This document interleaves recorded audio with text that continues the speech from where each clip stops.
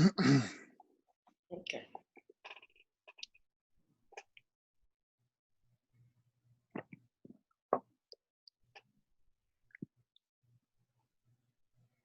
Good afternoon, Rome, Belgrade, Moscow, Jeddah, and I am Raghida Dergham in Beirut. Welcome to Beirut Institute E-Policy Circle number 12.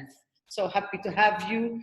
And we have with us this time, really it's a conversation about think tanks. What are they thinking? So stability redefined is the theme of this discussion, but with focus on what think tanks are thinking.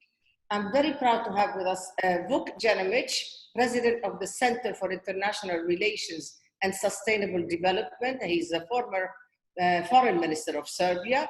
We have Abdulaziz Sager, founder and chairman of the Gulf Research Center. Danielle Pletka, senior fellow and former senior vice president Vice President for Foreign and Defense Policy at AEI, the American Enterprise Institute, and Dmitri Trenin, he's the director of the Carnegie Moscow Center. Welcome, and it is my great pleasure to listen to what you have to say, because I will learn a lot from you, as will everybody else. And I will start with Jeremić. Tell us what you're thinking, and what is your think tank thinking? To you, 4 minutes, please. Well, thank you very much, Raghida. It's a great honor to be part of this distinguished panel and to hear from such a distinguished group, to be part of it. I'm in Belgrade. Belgrade is in Serbia. Serbia is in Europe, although we are not exactly members of the European Union. But these days, some positive news is coming out of Europe. As a matter of fact, probably the only breakthrough of multilateral diplomacy post the onset of the COVID crisis came out of Europe in the last few days with the breakthrough agreement on how basically there are going to be transfers of money from the wealthy countries to the not so wealthy countries in order how to deal with the COVID related economic hardship. So I think there's some good news coming out of Europe, and I am optimistic about Europe in this regard. I'm actually not so optimistic about the relationship, the most important traditional relationship that Europe has been having over the decades, and that was with still with the United States, and especially in the context of the growing U.S.-China rivalry. So we see this great acceleration of geopolitical developments leading to more fragmentation in the world as a result of the COVID-19 crisis.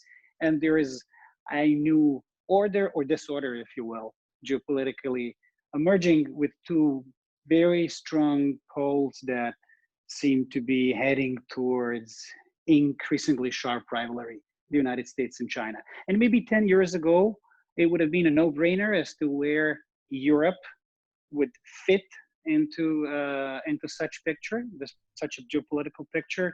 It would no doubt in the past side with the United States. And I think that today the situation is a little bit different, and one would need to be a little bit more nuanced when forecasting European trajectory in this context.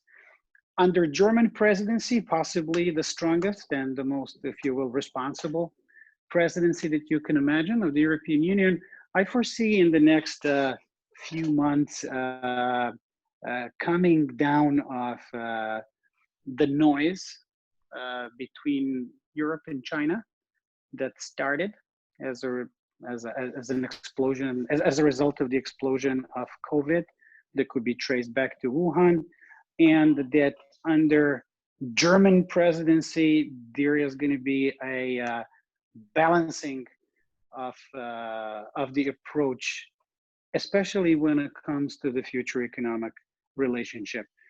It's probably not going to be a smooth ride on the transatlantic front as a result of these developments, but a lot of things are going to depend on the elections in the United States.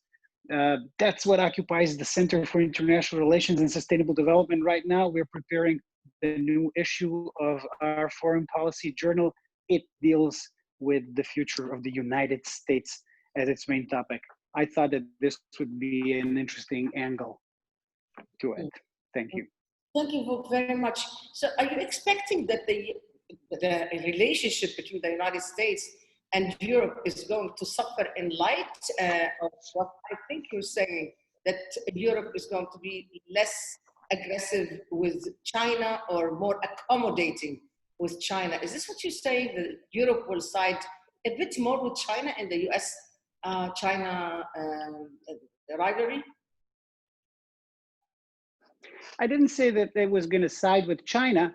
I just said that it's not going to clear-cut side with the United States as you would expect, or as it would have been like a no-brainer 10 years ago. So I think it's going to be a much more nuanced situation, and especially because Europe cannot lead the world when it comes to values, when it comes to liberal democratic forms of championing the liberal democracy as a form of government. In the past, West could try and be that, but Europe on its own cannot. And the United States is not exactly there where it used to be. All right. Well, then we're going to be discussing this a bit later. I'm sure Danielle Pletka will have something to say about that. But let me just take everybody's input first, and as they wish it to come across to us before we engage in the conversation. I'm going to go to Abdulaziz Sager.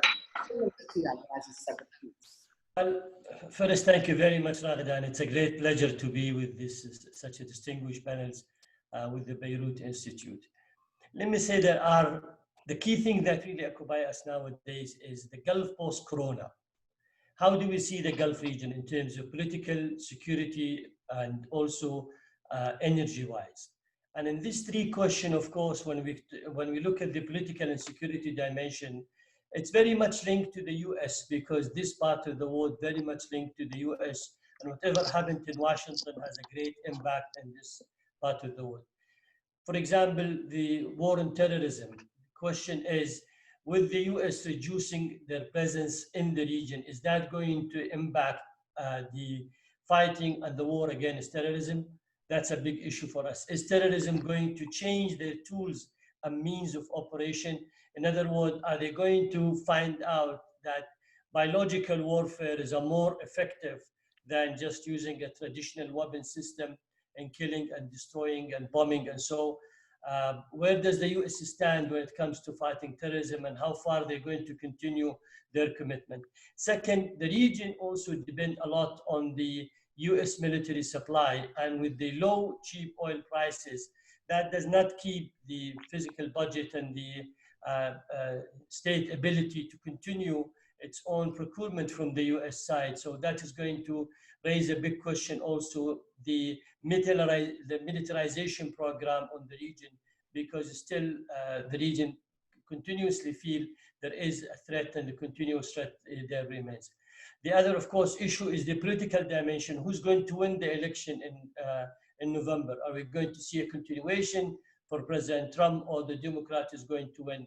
And that's also have a different dimension. One dimension related to Iran, and how is that going to impact our struggle with Iran and the US policy toward Iran. Second is going also to have a great impact to the US policy toward China. And since we export China import about 32% of their energy from the Gulf region, almost 1.7 million barrels from Saudi Arabia a day. So with that strong economic relation, how we're going to see that things like the new Chinese-Iranian agreement, which you have written a beautiful article about it, by the way, Raghida. I like it very much, your analysis in that one. And looking the three different alliances of the US, when also your guest, the US ambassador to New York, she mentioned Australia, India, and Japan are very much considering what is happening, but at the same time, they seem to forget about us in the Gulf. So how is that going to impact and affect the Gulf? So the whole US relation to China will have a massive impact on the Gulf. And then moving toward the economics, with the cheaper oil prices and the massive extra quantity on the market or extra supply in the market and the huge oil drop prices, Saudi and Russia could not agree themselves, so we had to have the US intervention, you know, to do the mediation to get both to agree in how many oil barrels that we have to reduce in terms of production to improve oil prices, and then impose it to the other OPEC members. So we had OPEC plus to improve slightly the prices. So now it's within the range of 40 instead of minus 20, you know, a few months ago. But still, that's not sufficient, you know, to overcome a lot of the budget requirement and expenditure here in the region. The other things, of course, which is important is the whole stimulus package that government promises to do, and the impact of every sector in the economy, whether it's the construction, the development itself, the healthcare sector. I mean, the corona or the COVID-19 have raised a big issue in terms of the health policies. Do we have enough capacity during a crisis like this, a pandemic crisis? Well, were we ready for that? Do we have enough capacity that we have built domestically?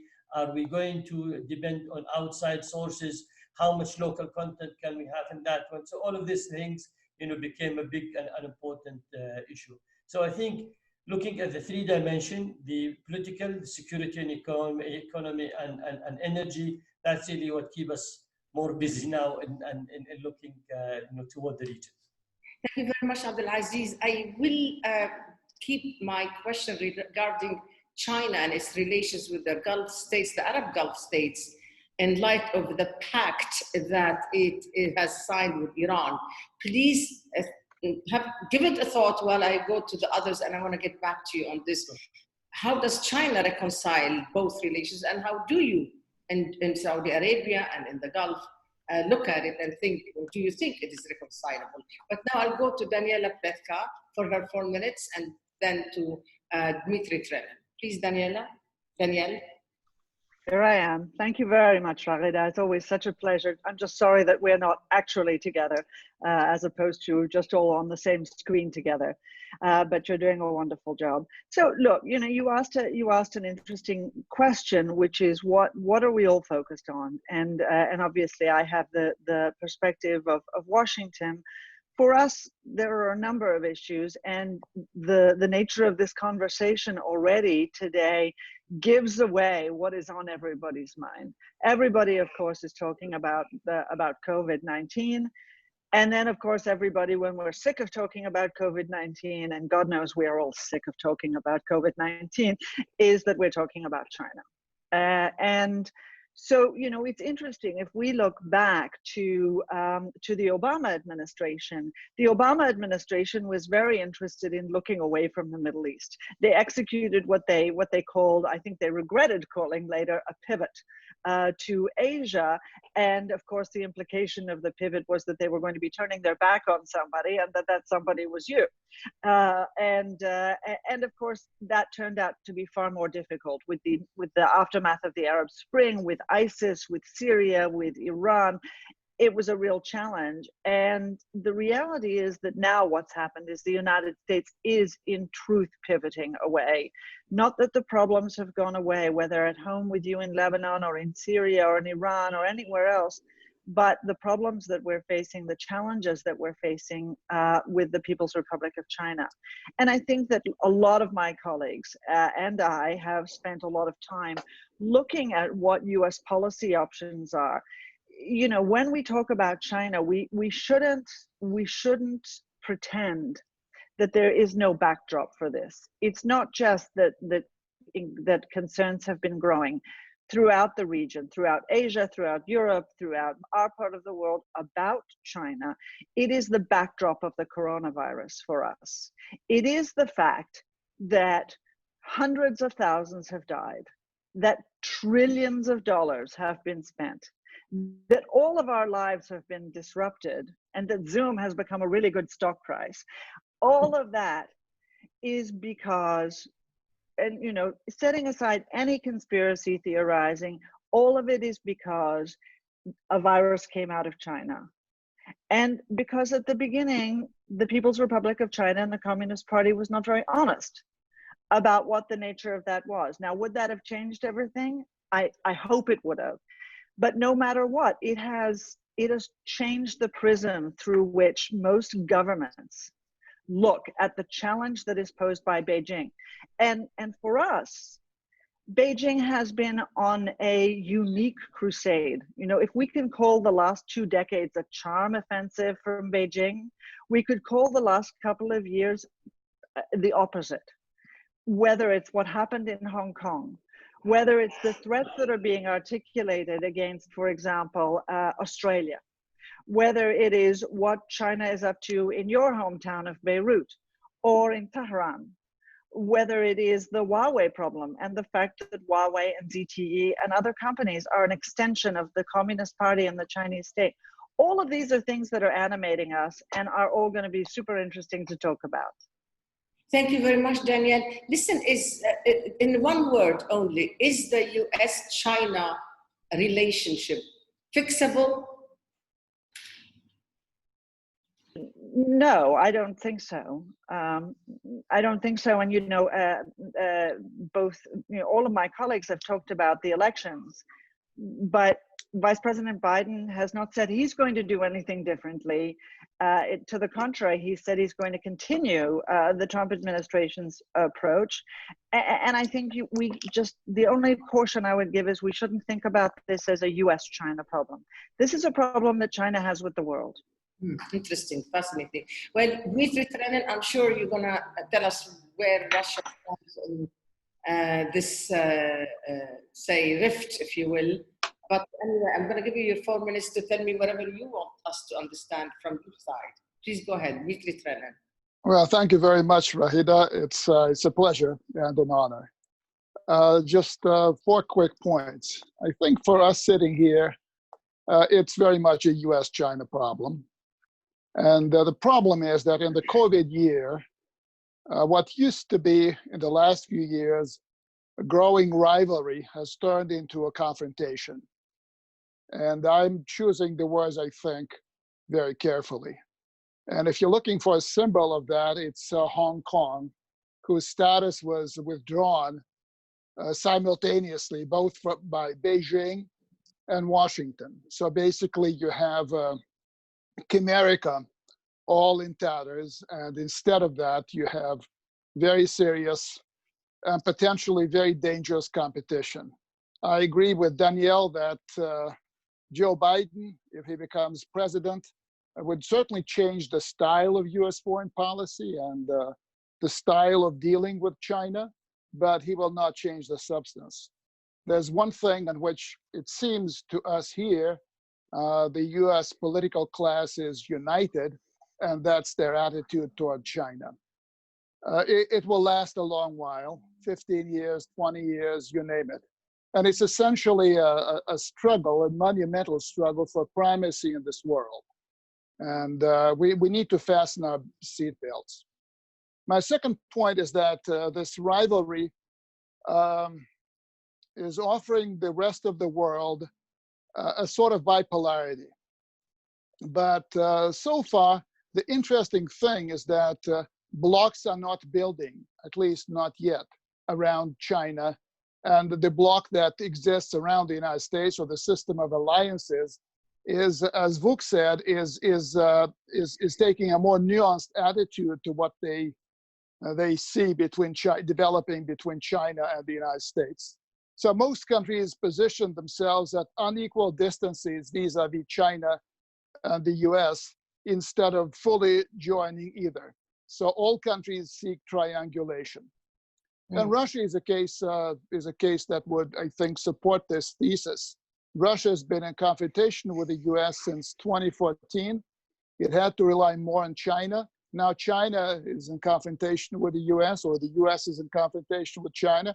It has to rely a little bit more on Russia for military technical things, because it's not all about trade. It's going to be serious and full-fledged confrontation. But the basis of Russian-Chinese relations remains, we'll never be against each other, but we will not always necessarily be with each other, combining reassurance and flexibility. So no alliance between Russia and China against the United States is in the offing.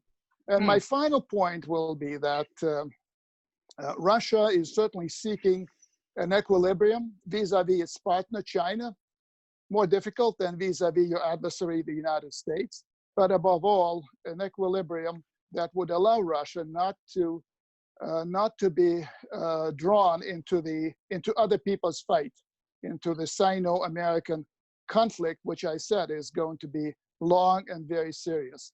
And I think that many other countries find themselves in a similar situation. India, Japan, Korea, maybe also Europe. And if that's the case, and this is the last thing I will say, this time we can avoid dividing the world as it was divided during the Cold War. Not a bad thing if we manage it. Interesting. Let's stay with me, Dmitri. This must be music to President Donald Trump's ears, in that you're saying, look, we're not on a side with China. We're not going to ally with China. And in a way, basically, that relieves President Trump and maybe Biden, Joe Biden, if he's president, from having to deal with Russia on America's necks in the middle of the fight with China. What do you say? Well, Raghida, the United States and Russia are involved in a confrontation, very unequal and yet very, very serious. The only issue on the U.S.-Russian agenda is to prevent inadvertent military collision between the two countries. There's nothing left, nothing else on the agenda. But having said that, Russia is managing its own confrontation. It doesn't want to be drawn into other people's affairs. One confrontation at one time is enough. So that's the issue. Equilibrium does not mean equidistance. Russia will be closer to China than it is to the United States for very obvious reasons. There are more interests that link Russia to China at this time than to the US. But unless Russia and China are attacked by the US at the same time, which I find preposterous as an assumption, there will be no Sino-Russian alliance against the United States. I'm talking about a military alliance. And so what about, is this, like, in terms of what Russia would wish, if you will? Would you wish a second-term Trump presidency, or would you think that a Biden presidency is better for your own advantage, not your personal, for Russia's adventures in Libya, in Syria? Who's better for Russia? Trump, second term, Biden, first term? Both are bad. There's practically no difference. Both are bad for Russia, and there's practically no difference between the two of them. Okay, well, Danielle Pletka, both are bad. What does Russia want in that case? What sort of president would you have? You have to have one of them unless something unexpected happens. Danielle, you want to come in and tell me how will the foreign policy under Biden change, if at all, and in fact under the second term Trump? So, you know, it's wonderful to hear Dmitri articulate the assertions that a lot of us make from Moscow, which is that fundamentally, the Trump administration has ushered in, notwithstanding the rhetoric of the president, one of the toughest relationships that we've had with Russia. We've got an unprecedented number of sanctions, and you know, I just finished writing an op-ed, which is we haven't published yet, just sort of measuring, you know, how Biden will be different from Trump, and in this area, particularly because the Democrats perceive that Trump has a special Russia weakness, notwithstanding the policy, but based solely on his rhetoric. They perceive that he is soft on Russia. They're going to try and show their bona fides in being even harder. And the only area where we may see some difference is in that of arms control. And there, I think there's not that much appetite in Moscow, where even if there was appetite in Washington with a change of administration, there just wouldn't be that much enthusiasm in Moscow for any sort of new arms control agreement. So I agree 100% with Dmitri, actually, that shockingly that it's 6 of one, half a dozen of the other for the Democrats and the Republicans on this issue. And on foreign policy altogether, Danielle, is it 6 of half? On foreign, you know, again, what I tried to do was I tried to tease out the various issues. So, you know, for example, some of Trump's most signature issues. So we've talked about Russia, negotiations with North Korea, where we could argue, if I can use the vernacular, that Trump has rather made an ass of himself. Even there, Biden has said in interviews that he wishes to continue negotiations. On the question of, that had been very sensitive in the Middle East, for example, on the question of moving the US embassy from Tel Aviv to Jerusalem, Biden has said he would keep it in Jerusalem. On these questions of China, I think we've discussed this, and there's consensus that there's not going to be a rapid change in policy. So perhaps on the question of Iran, we will see something new. But even there, if you look closely at Vice President Biden's words, what he says is, when Iran returns into compliance with the terms of the JCPOA, the Iran deal. And for me, right now, the odds of seeing an Iranian return are not that high. Now, I may be wrong about that, and I'd love to hear others' perspectives. It's not, so a Biden presidency, from your point of view, a Biden presidency is not a return of an Obama presidency, right? Nope, No. I don't think so. You don't think it will be Obama presidency revisited? No. Okay. No, a lot more continuity with Trump, which is surprising. You're actually saying continuity of Trump. A Biden presidency will be actually a continuity of Trump's. That's what you're saying. Interesting. What do you think, Abdulaziz Sager? I think for us, you know, there's two different set of scenarios. If Trump continue, what will happen and what's the expectation? We have three different scenarios when it comes to the regional security. Continue the same policy, scrutinizing and tightening with Iran. And in this case, any retaliation from Iran, whether to the oil platform, like what happened before in the September attack on the two critical facility of Aramco in Saudi Arabia, and there was no response from the U.S. So we don't know how the Iranian will react to that one. The second option, maybe he will try to fix it or to have a dialogue. He did mention it many times that he's willing to have a dialogue with the Iranian. What sort of dialogue and what account, at what cost?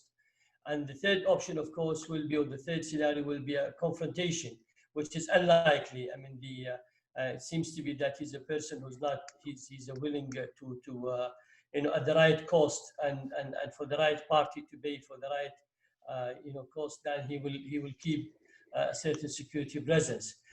Now, the other scenario, of course, if Biden wins, maybe he will try to rehab Iran. He will try to bring back Iran a little bit, insisting, trying to, I'm not so sure that he will continue the same policy, stepping out of the JCPOA, but at the same time, try to find a way a little bit for the Iranian. Yes, Biden will keep the same policy toward China, toward the U.S. Embassy to Jerusalem, to Golan, to certain issues, yes. But when it comes to the regional security, we're not so sure that the Gulf interest will be primarily the focus. It might. So you think a Biden presidency will not reset the relationship with the Arab Gulf states to reverse the relationship that President Trump finally sort of corrected from the point of view of the Arab states in the Gulf, because they thought that Obama stepped away way too much, embraced Iran fully, dropped the traditional ties with countries like Saudi Arabia. Go ahead. Well, there's two things. I mean, what the U.S. used to call vital interest is no longer a vital interest. The U.S. today is becoming a net exporter, despite of all the situation. But at least that sort of important issue is no longer important for the U.S. Maybe it's important for the U.S. alliances.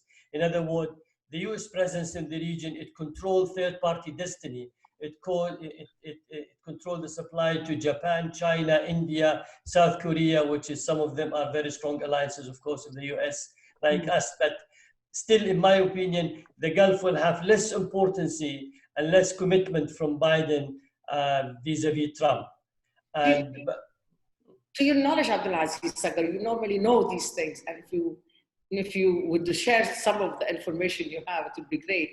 To your knowledge, is there currently now a back channel between the Trump administration and Iran, Oman or otherwise? Well, I know from the Democrat side, yes, there is, but not from the Republican side. They have attended some of the meeting. I was involved in a track 2 with the Iranian, and we have different people from both sides, from the Democrat and the Republican. And I think, I mean, September was a good example. You remember when Trump was trying to talk to Rouhani, but Rouhani refused at that time because he did not have the clearance. And then we have Rouhani initiative, the Hormuz initiative, basically the two key conditions that we wanted to have in the region here, non-aggression and non-intervention policy. But at the same time, nobody trusted that initiative because of how far he's going to deal with the past. So that have raised a big question. Let me make sure that I understood you correctly. You're saying currently, now, you know of a back channel between the Democratic Party and Iran?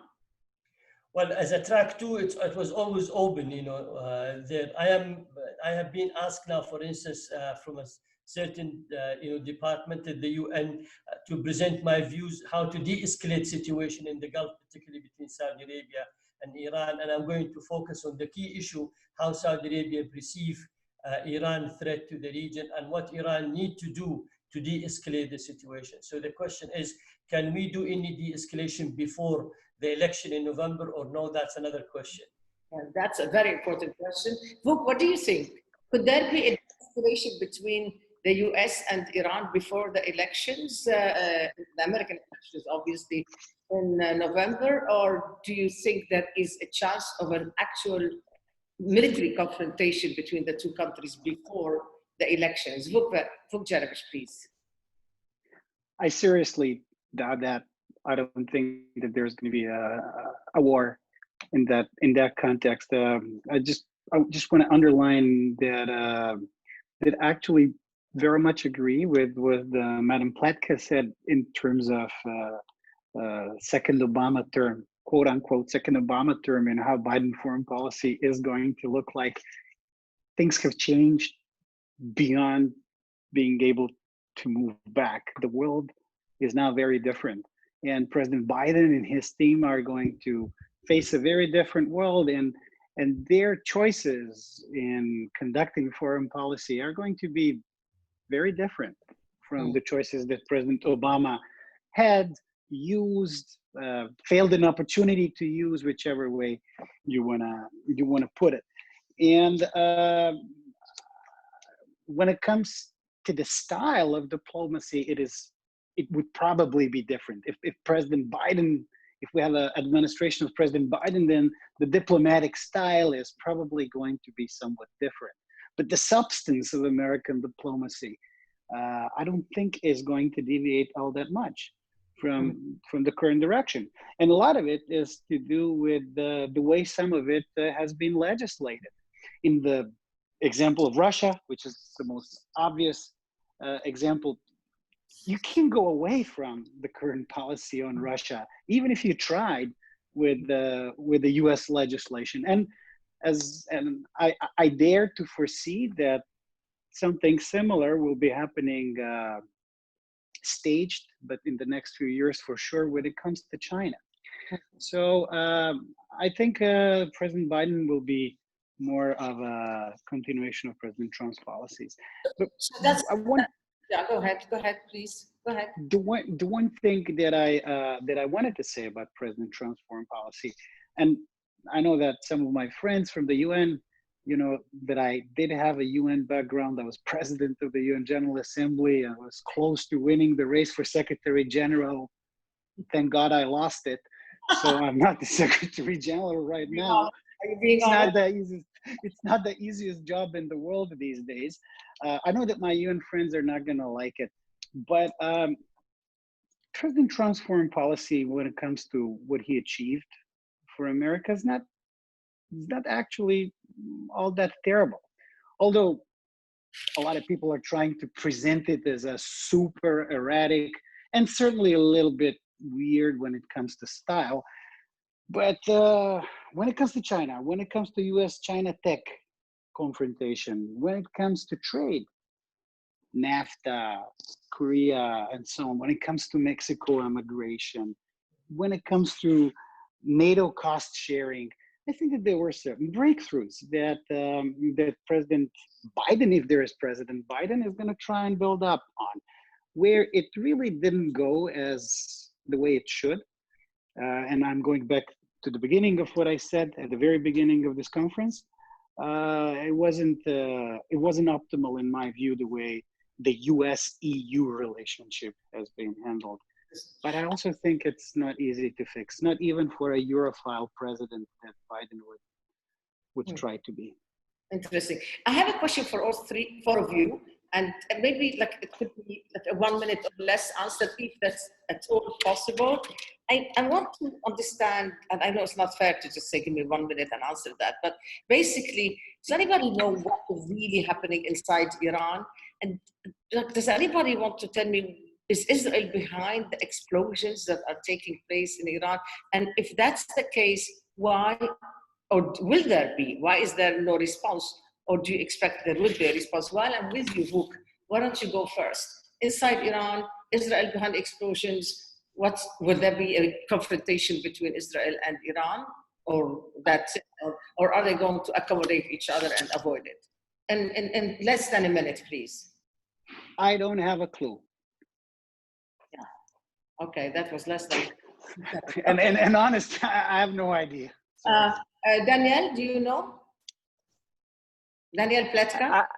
I like Vuk's answer. I don't think any of us know for sure what's behind it, but clearly as they've continued, the Iranian government has made accusations against the usual, global arrogance, Zionists, yada, yada, yada. But of course, the real question there is, will the Iranians do what they usually do in these circumstances, which is use their proxies in order to distract attention and to retaliate against the Israelis? And there we come to your country, which is the interesting question. Hezbollah isn't in the position to help Iran right now. What do you mean by that? Hezbollah has a lot of problems at home. Hezbollah is still fighting the war on behalf of Assad in Syria, and those who have come home are, and obviously this is a largely Hezbollah government in Beirut, are looking at not just a coronavirus-induced crisis, but an economic crisis that is unprecedented in Lebanon's modern history. That doesn't mean, I think if I am Hassan Nasrallah, I do not decide that now is a good moment to start a war with Israel, even if Khamenei asks me to. I want to stay with you on Lebanon, although I want to go to the others as far as what's happening inside Iran. Basically, Lebanon is in a state of collapse, if it is not in total collapse. Many people here are asking, what does the United States want of us? They're saying, they're accusing the US of causing the collapse, some, not all, obviously. And my question to you is, what's your response? And does the US have a plan B? Should there be a collapse of Lebanon? Why would that be good for the United States? Danielle Pletka, you wrote about this subject. I did, Raghida, and I love Lebanon, and I care about its fate. I think that the tragedy of Lebanon is not that the United States is behind its collapse or that the United States can do one thing or another. It's that no one really cares. And this is what sadly I wrote in my piece as well. Nobody cares, even in Israel. Everybody is, yawning a little bit about the problems of Lebanon because nobody is sure what the way out is. And I ask you back. You are the true expert here. How does Lebanon get out from underneath a government that is so dysfunctional, that is so corrupt, that is so uncaring about people's bank accounts, people's salaries, people's jobs? Forget Israel and Iran. Absolutely, but I also, since I don't want to interject my views here, except to say that although I agree that the government is dysfunctional, that all that the ruling elite are all corrupt, and that's why there's a revolution that said kullun means yani kullun, yani all of them means all of them. Having said all that, I just can't imagine that a total collapse of this country would be in the interest of any. I mean, if I were the government of the United States or the Russian government, I'm going to go to Dmitri in a moment on this, I would really worry about that. I wouldn't just say, well, it's not my problem and I'm yawning.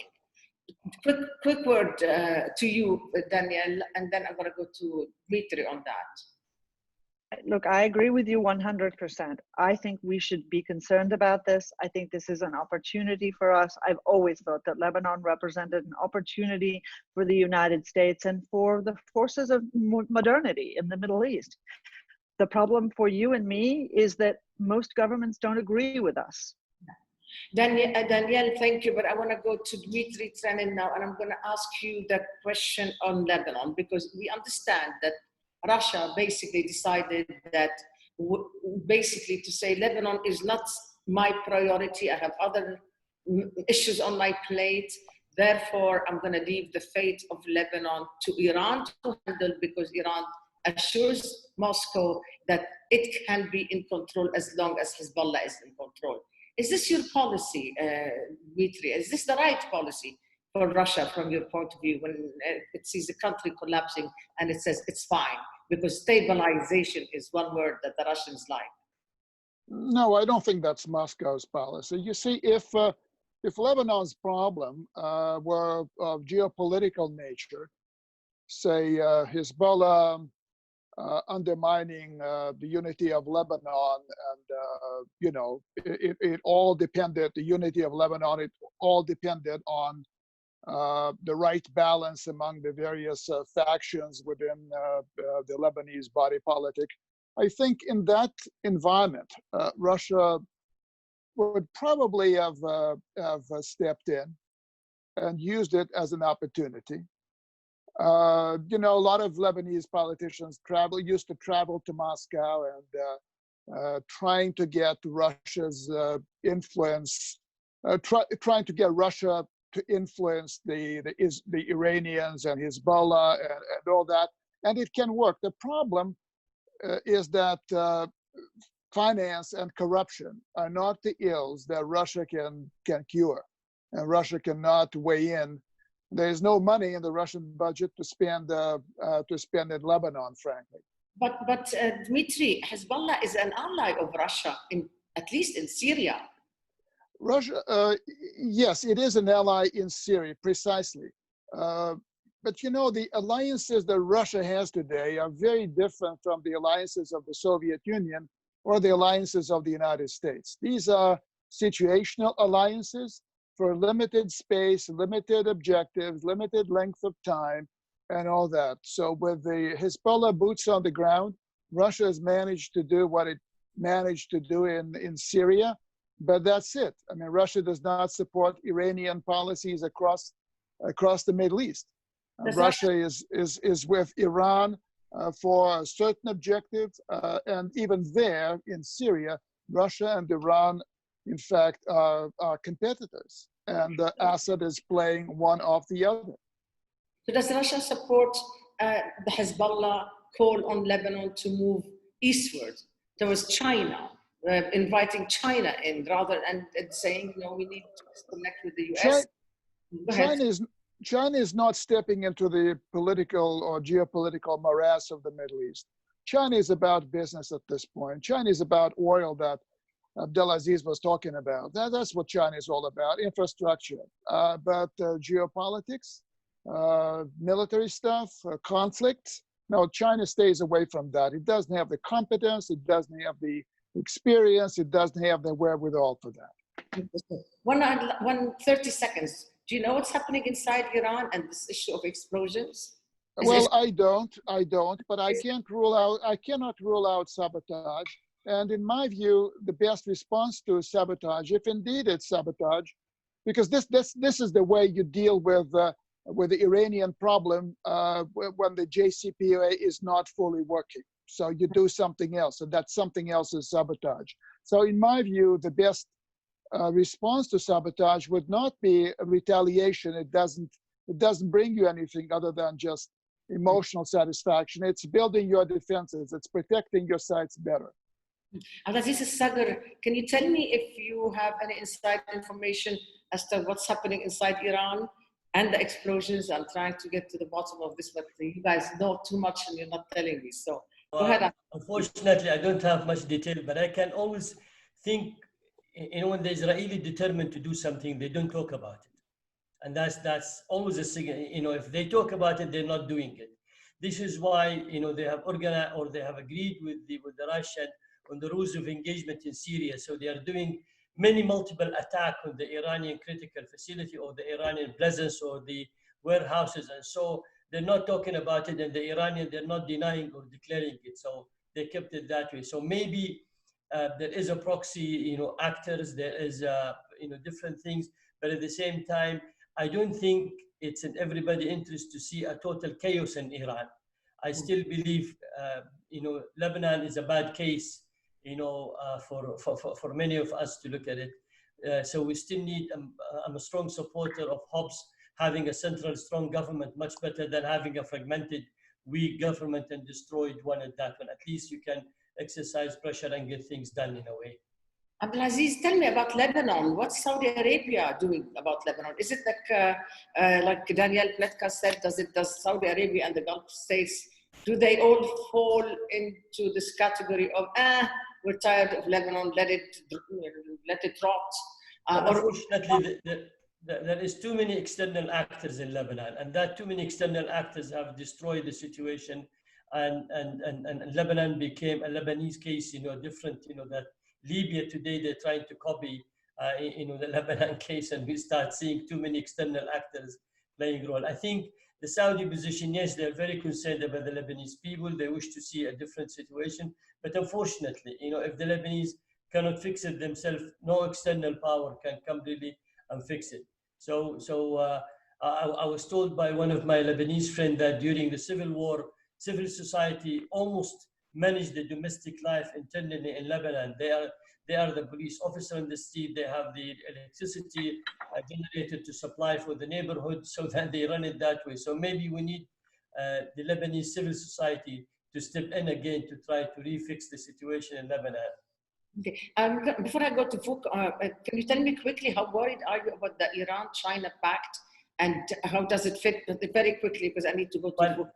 First, there are many questions about, is it real? Has it been signed or not signed? But, with all this question, but at the same time, yes, I understand the Chinese, they wanted to have more logistical hub, but I'm not so sure about military hub. The size of investment they have been talking about it is quite high, but at the same time, it makes sense for the Chinese because both have a similar enemy, as they call it, the US. Iran have supported Turkey to expand its spheres of influence in the Arab territory, and they wanted to look for the big international body to cooperate with. And in this case, of course, China is the biggest one that they're looking for in that.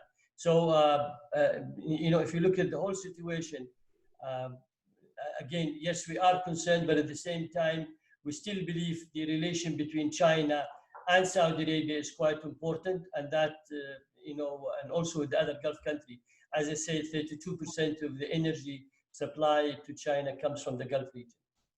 Vuk Jeremić, your think tank and yourself, you are interested in many issues beyond Europe. I want to get you back to Europe because that's what you would like me to go with you. But first, I'm going to stop at this Iran-China pact and wonder what's Europe's, from your point of view, opinion about this sort of thing, and also whether you think there will be the major change in the direction of the region because China is taking a sort of an alliance, if this is not symbolic only, with Iran. Vuk Jeremić, please. I'm going to make a prediction, and this may sound a little bit drastic. I don't think it's going to work, the Iran-China deal. I think it's not something that was thought up and what was leaked in the New York Times exists, and it's very much there.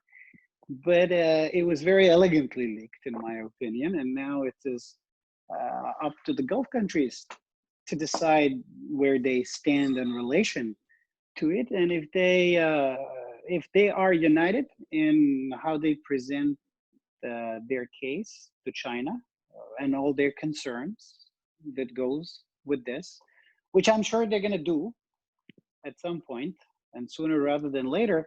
Then, knowing China a little bit, having had an experience of dealing with China officials, I think it is not entirely inconceivable that China takes a step back from it.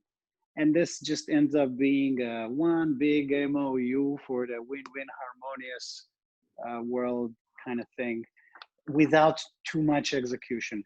In the last couple of years, engagement with China, with the Gulf, with the UAE, with Saudi Arabia, with others in the Gulf, which is not exactly squaring too easy with this new idea of a strategic relationship with Iran. I don't think that China would easily risk the undoing and the losing of these GCC connections. So I think it's significant. I think it's real, but I don't think it's 100% sure that it's going to go ahead. And one thing that I want to comment on what you guys said before, it's about Lebanon. Lebanon, I love Lebanon, and it really reminds me of the Balkans, and in particular of Bosnia and Herzegovina.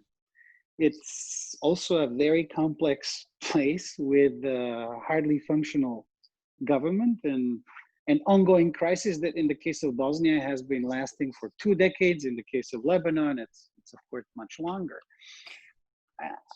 And yes, I agree with what Raghida said, that the current world circumstances led the major players, which are too many, if you will, in the region of the Levant, just like in the Balkans, has made them just like lose energy and lose focus on what is going on there. I don't think that Lebanon can fix its problems itself, just like Bosnia cannot fix its problems on its own. But I don't think that anyone is gonna jump in and help solving those problems in the foreseeable future. I don't envisage or foresee a total collapse. I mean, it's a miracle that Lebanon is still there, just like it's a miracle that Bosnia is still there, given the dysfunctionalities and everything. But I'm an optimist that it's good that both countries are going to survive. As we say, inshallah. Listen, I'm running out of time, so I've got 8 minutes for 4 of you, but I want to ask you, Vuk, stay with me, about Turkey. Turkey is an important issue for Europe, because for especially as it's right now taking its own trip into its own journey into Libya. Can you combine your fears or your comfort with Turkey and its adventures in Libya, and combine that with the last words that you would like us to depart with you on, because it is on the 8 minutes and I want 2 minutes for each of you. Vuk, Jeremić. I think that Libya is just an illusion for the Turkeys, whatever they're trying to do. And I think that this is one of the illusions that is going to go away in a similar way to which the zero problems with neighbors went away and became actually zero neighbors with whom we have a good relationship in the case of Turkey. What is being spoken of much more these days in Europe in the context of Turkey is the confrontation between Greeks and the Turks in the Aegean, which is to do with the maritime lanes, which is to do with, in a way similar to what's happening in the Southeast China Sea.